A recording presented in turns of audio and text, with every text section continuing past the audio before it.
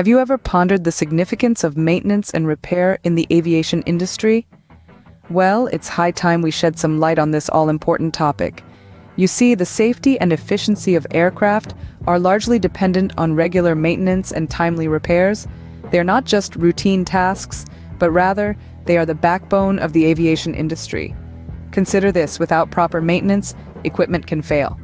Now, imagine that happening in midair. Scary, isn't it? Not to mention, equipment failure also leads to unexpected downtime, which can be incredibly costly for airlines. In fact, even a minor glitch can result in flight delays, not just inconveniencing passengers, but also causing significant financial loss.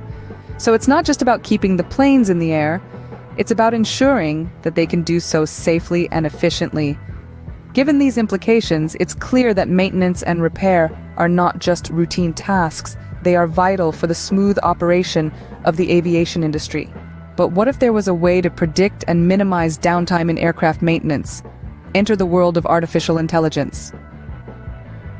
Artificial intelligence, more commonly known as AI, is an exciting frontier in the sphere of aircraft maintenance.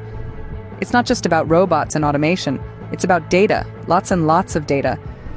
By analyzing historical data from thousands of flight hours, AI can recognize patterns and predict potential issues before they occur.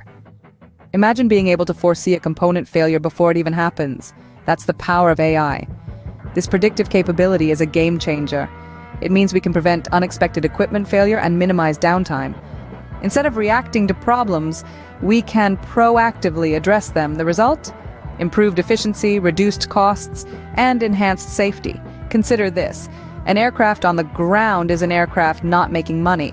So every minute saved in maintenance is a minute gained in the air.